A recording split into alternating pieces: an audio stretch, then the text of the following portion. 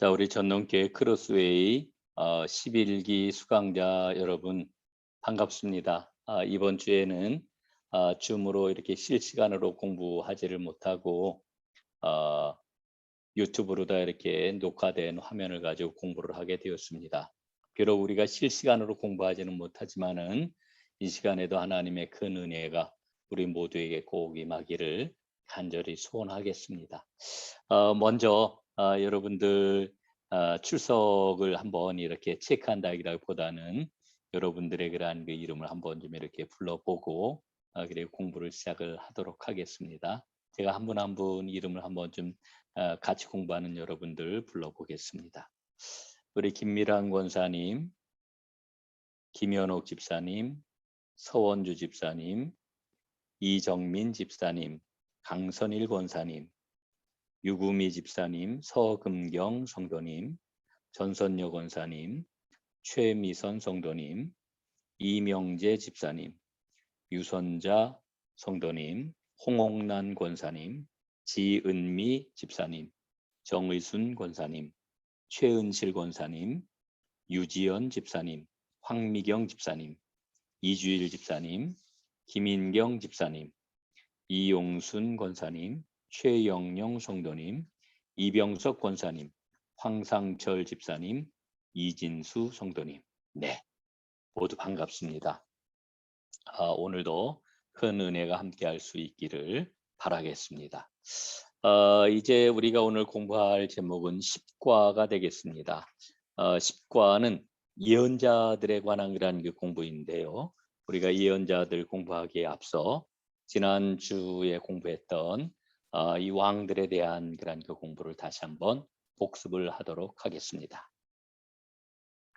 자, 여러분, 이 그림은 우리가 잘 알고 있는 것처럼 다윗 왕의 그림이죠. 얼굴입니다.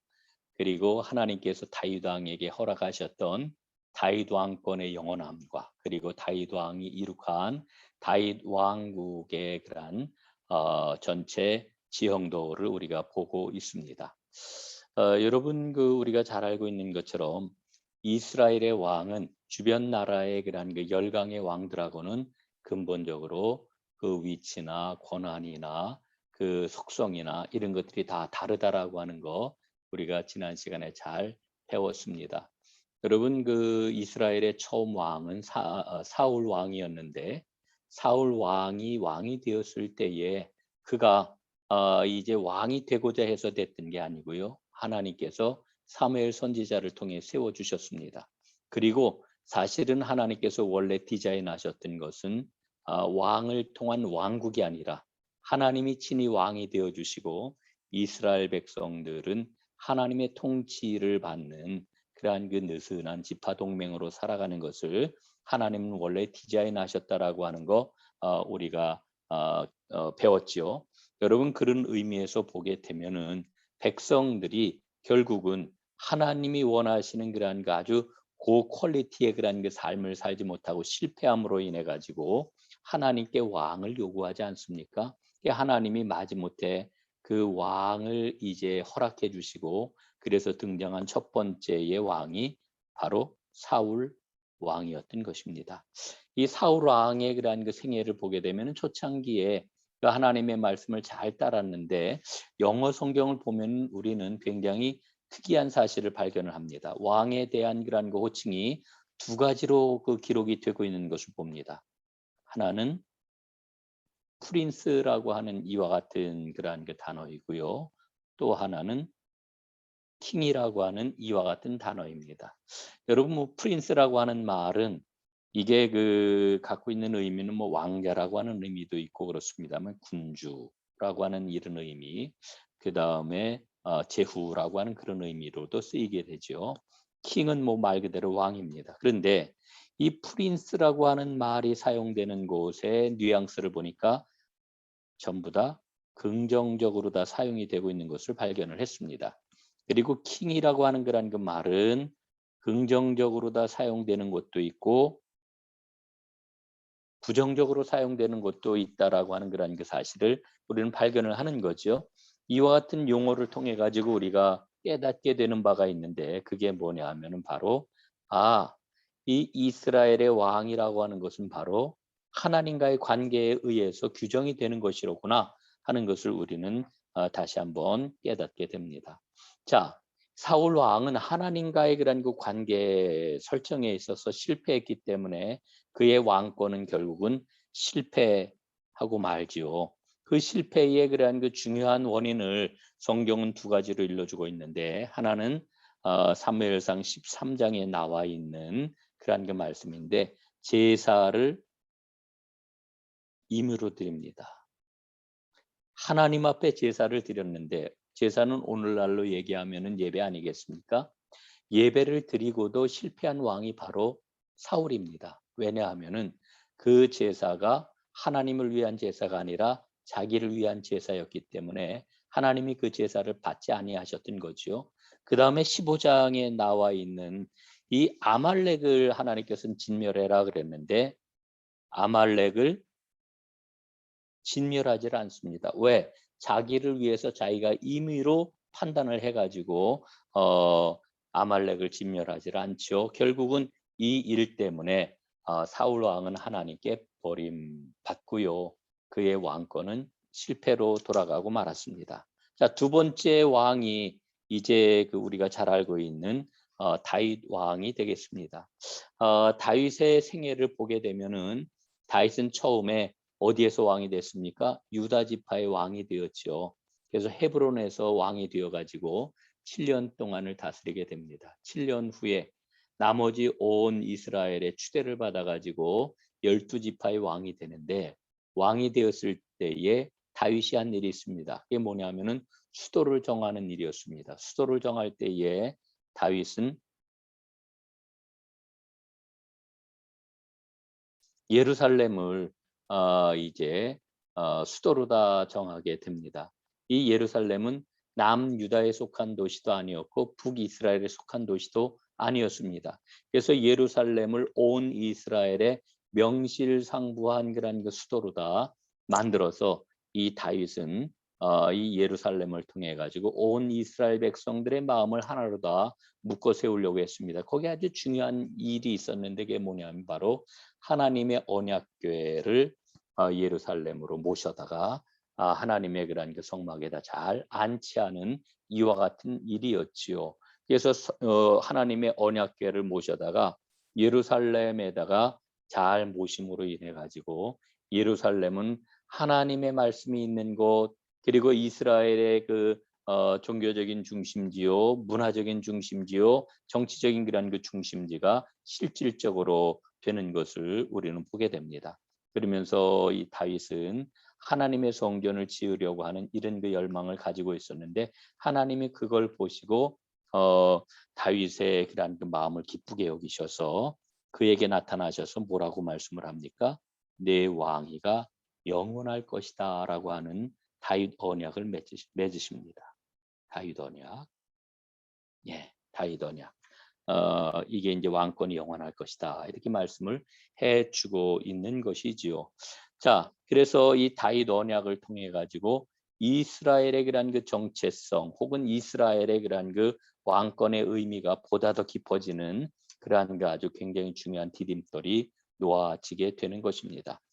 이 우리가 그림에서 보는 것처럼 다윗은 블레셋을, 아말렉을, 그 다음에 에돔을, 모압을, 암몬을, 그리고 수리아를 이제 다 그의 그런 그 강력한 힘을 가지고 하나님의 도우심 가운데 대영토를 이렇게 확보하게 된 그런 그 모습을 볼 수가 있습니다. 자, 다음 그림입니다. 이 다음 그림은 우리가 이제 그 이스라엘이 분열돼 있는 그러한 그 지도를 우리가 보고 있는데, 이스라엘 분열의 그러한 그 가장 큰 원인은 누구에게 있을까요? 사실은 솔로몬에게 있습니다. 우리는 솔로몬을 지혜의 왕이요, 그리고 하나님을 잘 섬긴 왕으로다 이렇게 기억을 합니다. 그 솔로몬에 대한 그런 그 평가가 역대기하고 그 다음에 신명기 역사서 하고 어, 역대기 역사서, 그다음에 신명기 역사서와 아주 상반된 것을 우리는 보게 됩니다. 역대기 역사서에 보면은 다윗이나 솔로몬에 대하여서 그 어떤 과오도 기록하지 않고 있습니다. 그러나 신명기 역사서를 보게 되면은 이제 그 솔로몬이 저지른 여러 가지 과오들에 대해서 이야기를 하는데, 첫 번째로는 그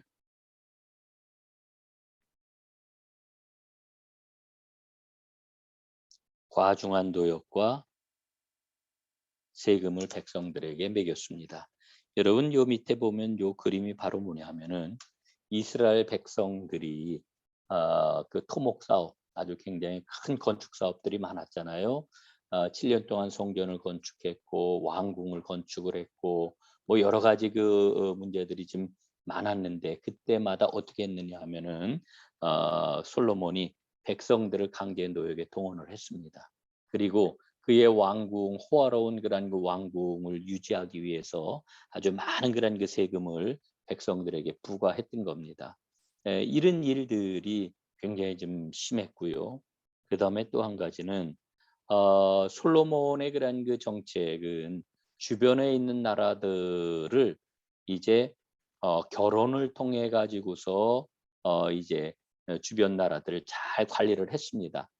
이를테면은 이거를 우리는 정략 결혼이라고 그러는데, 이 정략 결혼으로 인해 가지고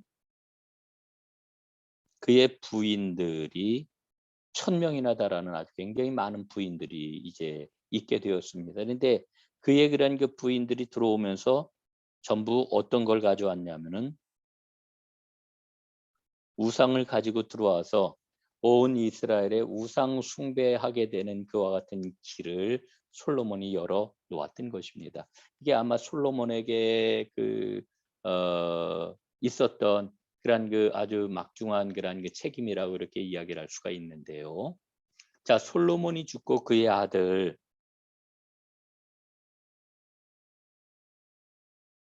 르호보암이 왕위에 오르게 됩니다. 이때에 북쪽에 있는 열 지파 장로들이 와가지고 르호보암에게 요구하기를, 아버지가 우리에게 매겼던 그 과중한 노역과 세금을 감해 주십시오. 그러면은 우리가 당신을 열심히 잘 섬기겠습니다. 이랬는데 르호보암이 그 요구를 그 제안을 거절합니다. 그리고는 아버지보다 과중한 세금과 노역을 너희에게 내가 매기겠다. 이래 가지고서 결국은 남유다와 북이스라엘이 갈라지게 됩니다. 그래서 북이스라엘에는 누가 들어서게 됩니까? 여로보암 왕이 들어서게 됩니다. 그래서 남유다 북이스라엘이라고 이렇게 이스라엘이 두 개로 갈라지는 이와 같은 일이 생기게 됩니다. 자, 이제 이 그림은 왕의 계보도입니다. 왕의 계보도. 왼쪽에 노란 이 그림이 남유다 왕들의 그런 그 계보이고요. 오른쪽이 북이스라엘 왕들의 그런 그 계보입니다.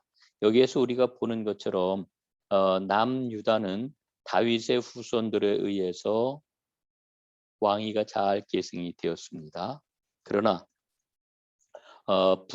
북이스라엘의 그러한 그 남유다는 이렇게 다윗의 왕위가 잘 계승이 됐는데, 북이스라엘을 보게 되면은 왕들이 한 번, 두 번, 세 번, 네 번, 다섯 번, 여섯 번, 일곱 번에 걸쳐 가지고 쿠데타가 일어나고, 그래서 암살당하고 이러면서 왕조가 막 바뀌어지는 그런 혼란의 그런 그 순간들이 계속되었고요.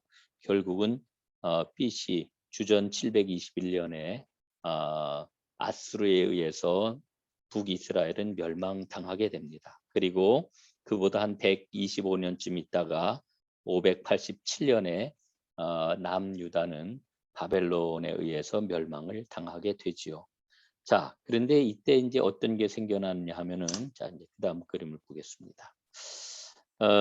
이렇게 아수르에 의해서 북이스라엘이 멸망당하고 이제 북이스라엘에 있던 그런 그 사람들이 니느웨로 끌려가게 됩니다.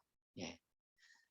그런데 다 끌려간 게 아니고 일부만 끌려갔고요. 나머지는 그대로 그냥 북이스라엘의 땅에 살고 있었는데 대신 이방 민족들이 이 북이스라엘 땅에 이주해 가지고 살게 됩니다. 그래서 원래의 이스라엘 사람들과 이방인들이 혼인을 해 가지고 생겨난 사람들이 있는데 그 사람들이 바로 사마리아 사람들이죠.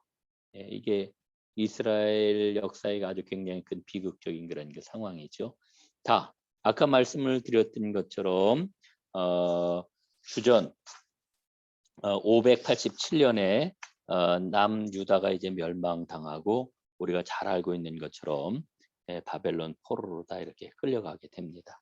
이렇게 끌려가게 되었을 때에 그 유대인들은 세 가지 아주 심각한 멘붕이 오면서 세 가지의 심각한 그런 그 문제 제기를 하게 됩니다. 그 세 가지가 뭡니까? 첫째, 다윗 왕권은 도대체 어떻게 되는 거냐?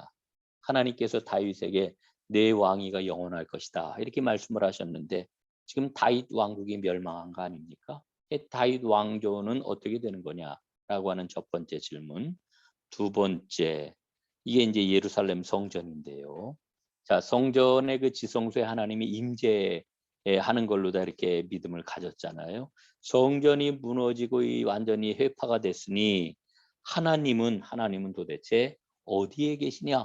하나님이 계신 곳이 어디냐라고 하는 이와 같은 질문을 던지게 됐고, 그다음에 세 번째로는 바벨론에 의해서 멸망당했으니 바벨론을 다스리는 마두룩 신이 하나님보다 더 큰 능력을 가진 신이 아니냐?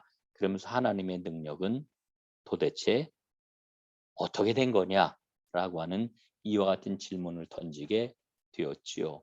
그런데 이 세 가지 질문은 바벨론 포로기와 그다음에 포로 생활을 마치고 귀한 시기와 그리고 예수님이 다시 오시는 신약 시기까지 이제 그 하나님께서 하나님의 구원의 경륜을 어떻게 펼쳐나가시는지 하나님이 계획하고 있는 그 메시아 왕국을 통해 가지고 이 세 가지 질문들이 어떻게 깊어지고 어떻게 구체적인 그러한 그 구원의 역사로 나타나게 되는지 이게 이제 앞으로의 그러한 그 역사 속에서 잘 드러나게 될 것임을 우리가 염두에 두고서 성경의 그러한 그 여러 상황들을 보면은 되겠습니다.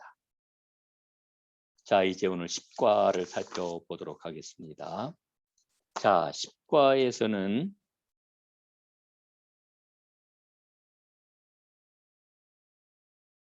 예언자에 대해서 살펴보도록 하겠습니다.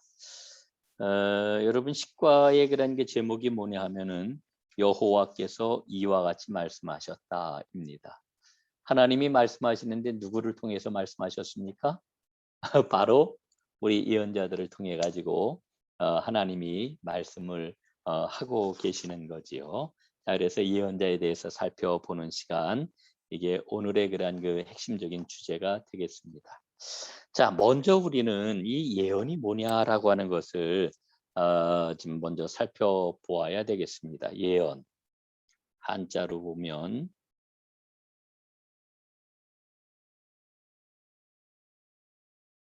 예언이라고 이렇게 이야기를 하는데 여러분이 예언이라고 하는 말을 좀 한번 잘 생각을 해 보십시오. 예언. 예언이 뭡니까? 여러분 예언 그러면 어떤 생각이 들어요? 예언자. 예, 우리가 영어로는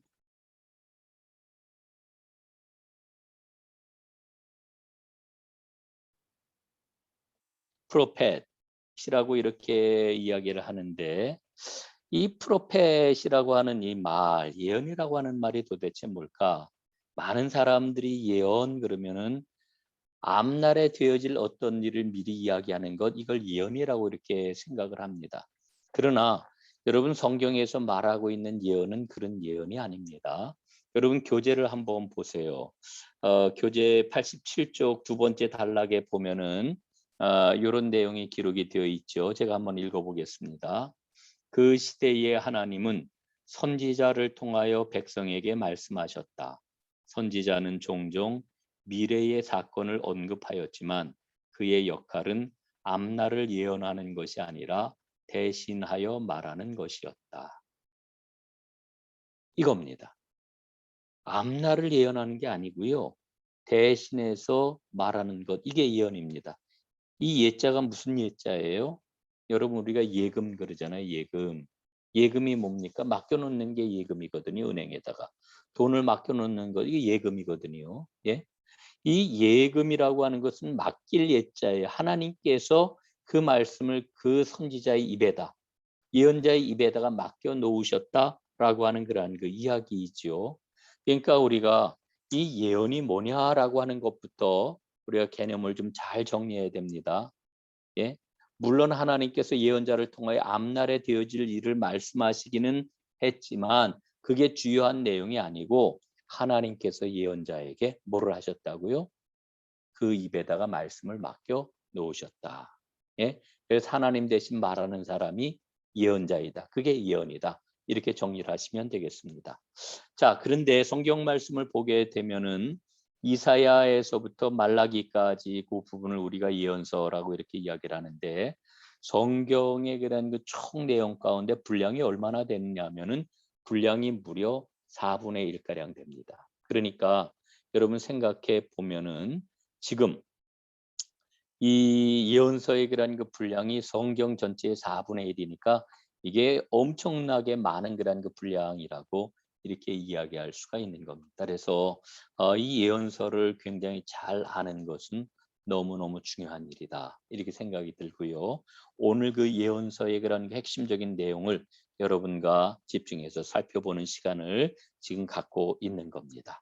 자, 그러면은 이제 여러분들과 함께 이걸 한번 좀 생각을 해보지요. 이 예언의 내용이 뭘까? 하나님께서 예언자들을 통해 가지고서 말씀하고 있는 그 예언의 내용이 뭐냐? 뭘까요? 그거는 첫 번째,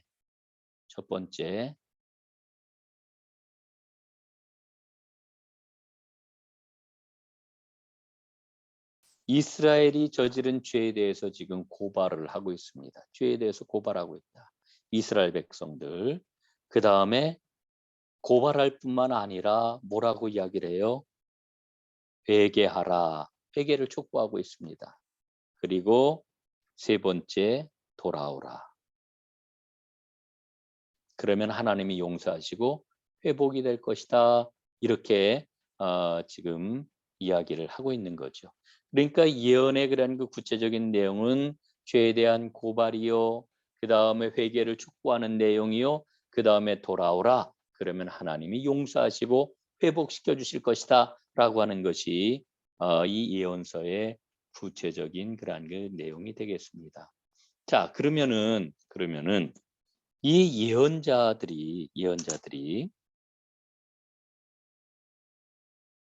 예언자들이 그 말씀을 선포하는 그런 그 근거는 뭐냐? 선포의 근거. 아이 그 선포의 근거에 하나님이 예언자들에게 말씀을 입에다 담아 주셨다 그러니까 그거를 선포하는 거 아닙니까? 맞아요. 맞는데 하나님께서 그 말씀을 주실 때 뭐를 근거로 해서 말씀을 주시느냐 하면은 그 말씀의 근거는 바로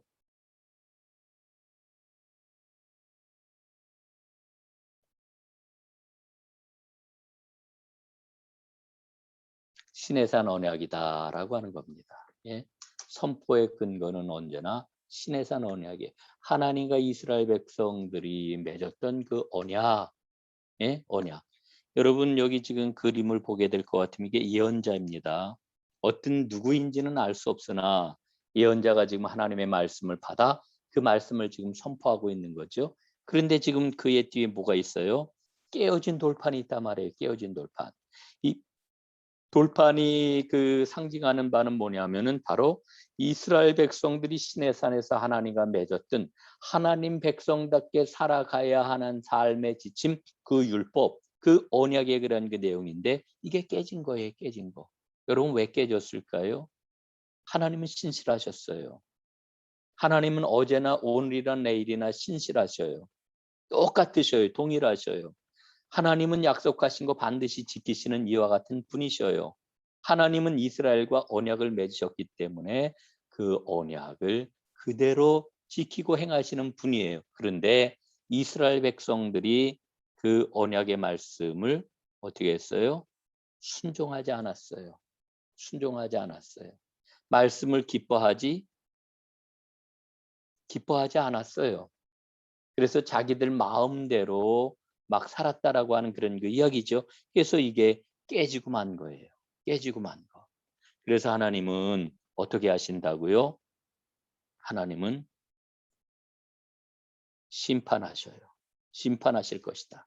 계속해서 몇백 년 동안 선지자들을 보내시죠. 그 예언자들을 통해 가지고 죄를 고발하시고 회개하라고 촉구하시고, 그리고 이제 돌아와라 그렇게 외쳐도 백성들이 돌아오질 않게 되고 돌이키지를 않으니까 하나님이 이제 심판을 선포하셔요. 마지막에는 심판을 선포하십니다. 그 심판을 어떻게 행하신다고요? 주변 나라 군대를 통해 가지고 심판을 하셔요. 이 주변 나라 군대는 하나님의 심판의 도구인 거예요.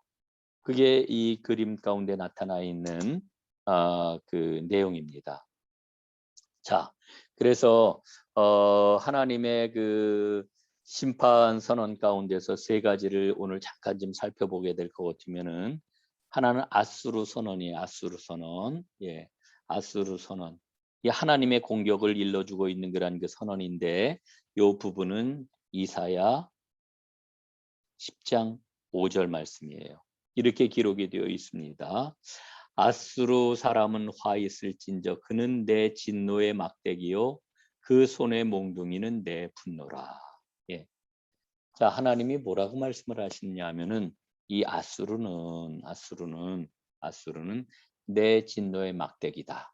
예, 하나님 진노의 막대기래요. 그 손의 몽둥이는 나의 분노다. 예, 하나님이 이렇게 아수르를 사용하시는 거예요. 그래서 결국은 하나님께서 그 심판을 선언하신 대로 북이스라엘 멸망하잖아요. 두 번째로는 바벨론 선언인데, 어, 예레미야 27장 6절 말씀이에요. 제가 읽어보겠습니다. 이제 내가 이 모든 땅을 내 종 바벨론의 왕 느부갓네살의 손에 주고 또 들짐승들을 그에게 주어 섬기게 하였나니, 이렇게 말씀을 하셔요. 여러분, 이 말씀을 보게 되면 하나님이 뭐라 그러셔요? 바벨론 왕 느부갓네살이 나의 종이다. 나의 종이다. 예? 그 느부갓네살의 손에 유다를 넘기시겠다라고 하는 이와 같은 말씀인 거지요. 예. 그리고 세 번째는 이제 애굽 선언인데요. 이사야 7장 18절부터 20절까지 말씀.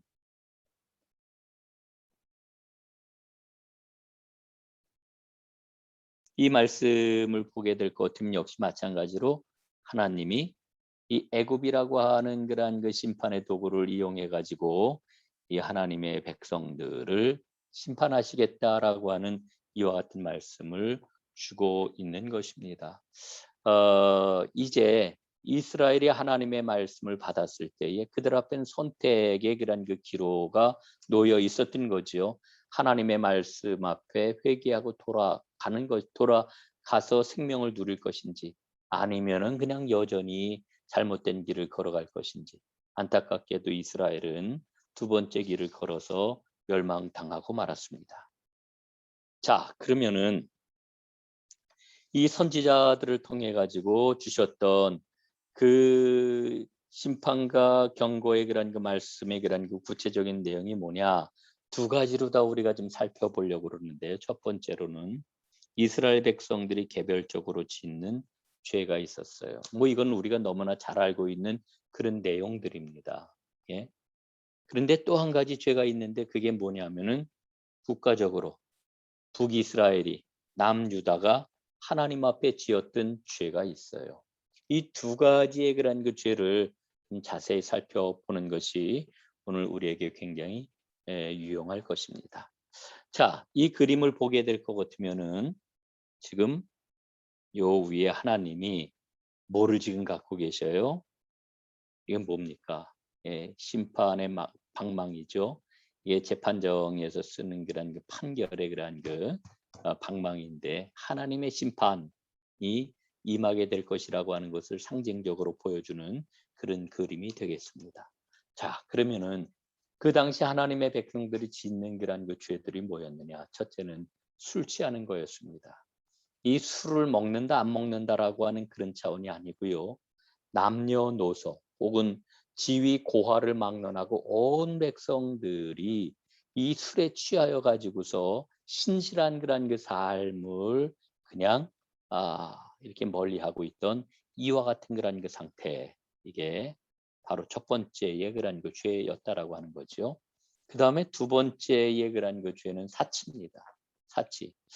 여러분, 특별히 그 이스라엘 백성들이 잘 살게 되었을 때에 그들이 저질렀던 그런 그 죄가 이 장신구들인데, 여성이 꾸미는, 이게 아마 전 요런 그 장신구를 본 기억은 없는데 아마 얼굴을 가릴 정도로의 그런 아주 호화롭고 사치스러운 그와 같은 보석이나 뭐 이런 거 아니겠는가?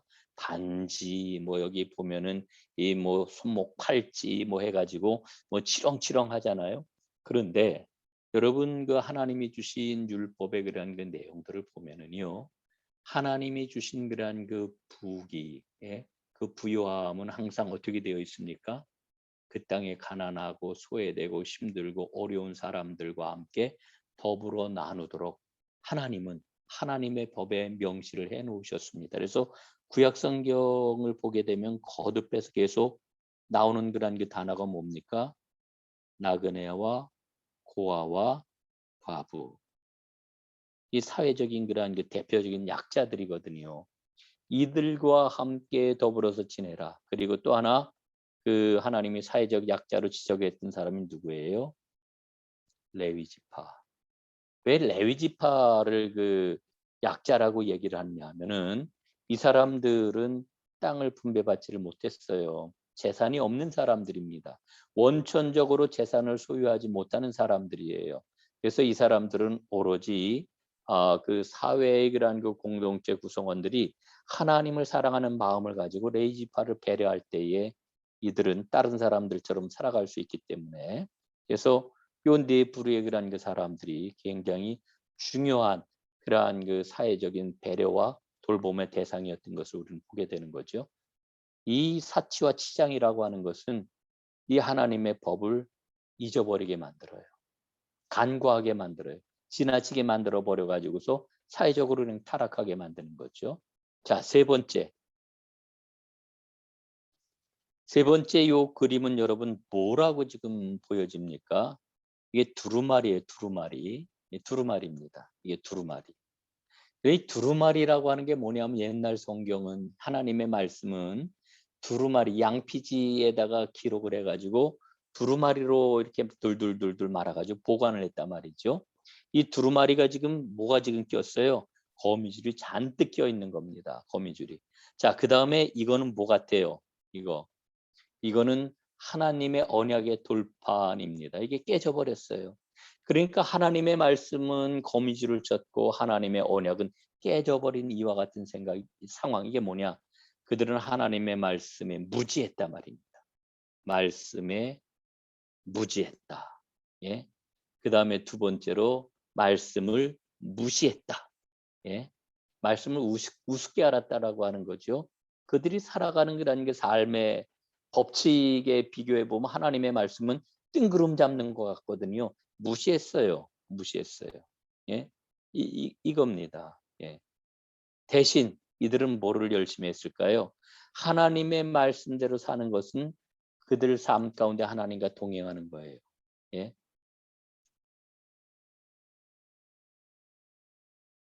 말씀에 순종하는 것은 하나님과 동행하는 겁니다. 이게 바로 너희 몸을 하나님이 기뻐하시는 거룩한 산제물로 드리라. 이게 산제사예요. 이게 산제사.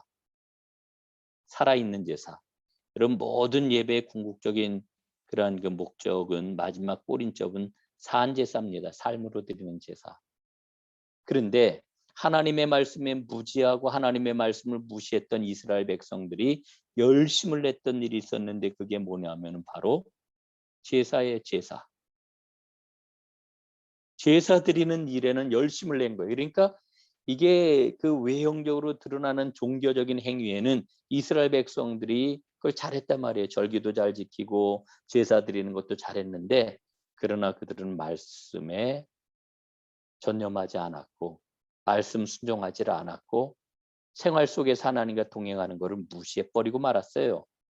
그래서 이 제사 드리는 것만 가지고서 우리는 하나님 백성이다 이렇게 자랑을 했는데, 하나님이 여러분 예언서를 보게 되면은 너희의 재물을 더 이상 나에게 가져오지 말아라. 예? 내 마당만 밟지 말아라. 나는 더 이상 너희의 그런 그 제사가 냄새가 나고 아주 역겹다. 하나님 과격하게 말씀하시잖아요. 예? 이런 상황.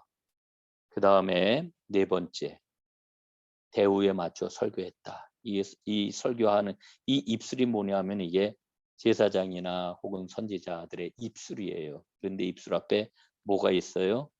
달러가 있네. 돈이 있어요. 돈. 예. 하나님의 말씀이 종교 지도자들에게서 좀 타락한 거죠.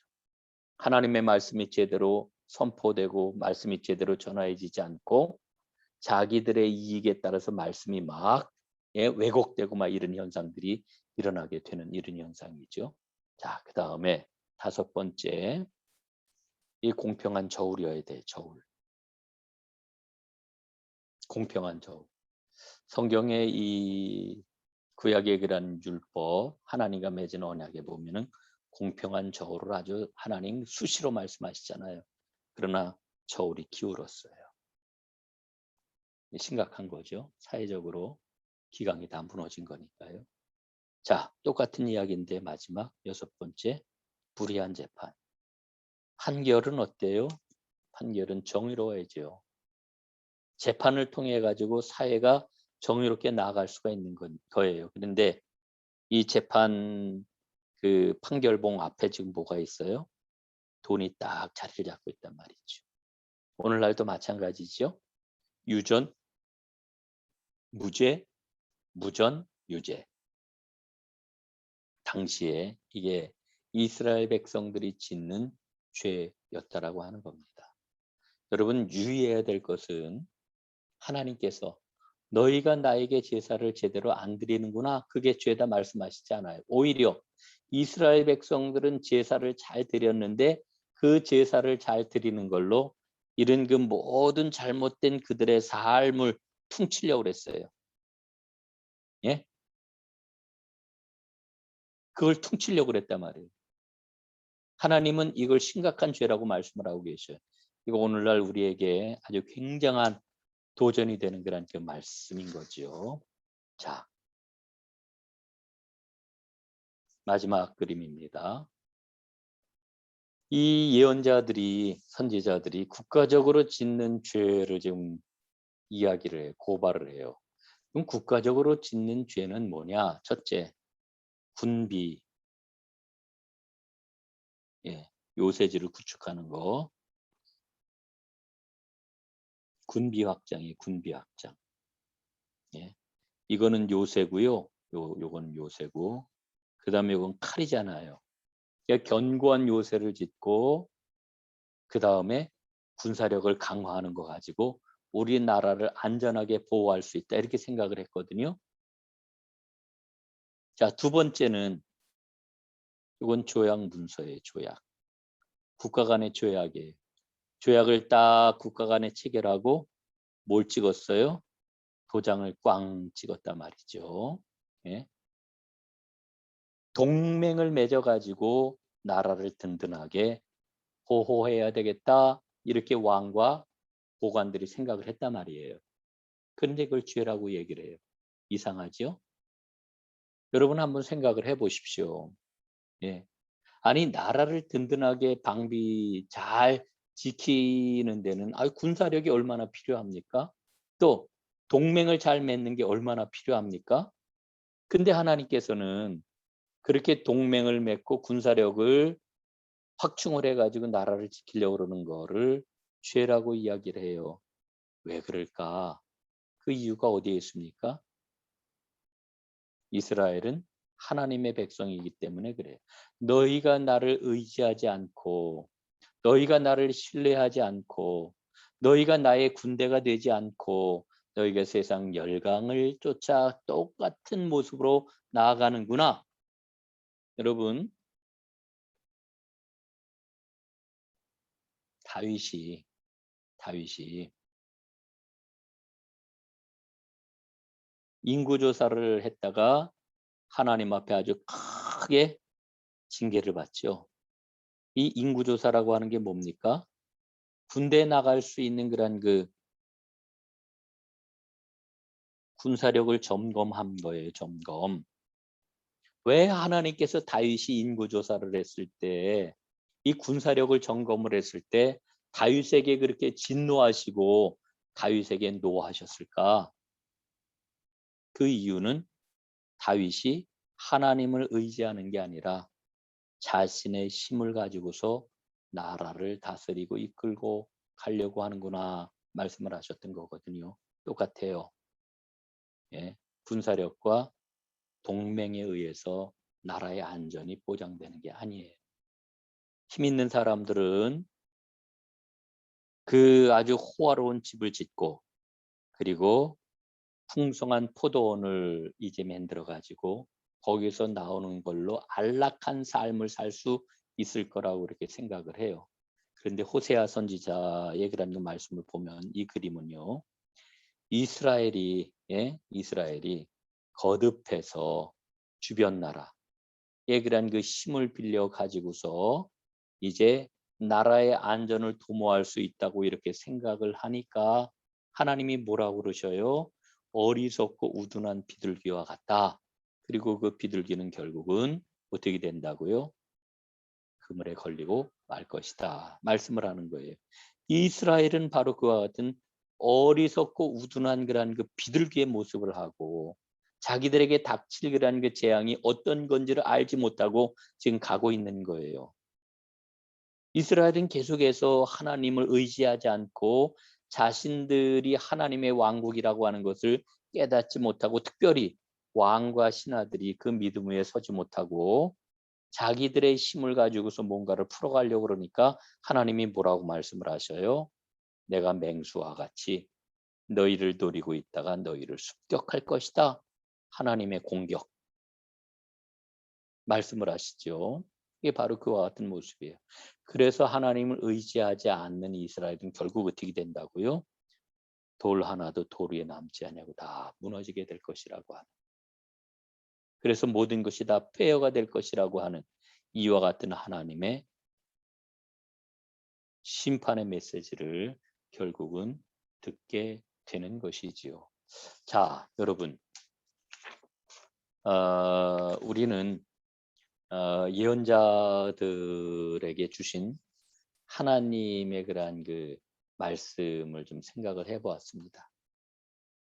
개인적으로 모든 그러한 그 하나님의 백성들이 짓는 죄 있어요. 예, 짓는 죄. 핵심은 이스라엘 백성들이 하나님 앞에 예배를 안 드렸던 게 아니라 예배를 드렸지만 그들은 잘못된 삶을 살았어요. 다시 말씀을 드리면은 그들의 예배는 잘못된 예배였다는 그런 이야기예요.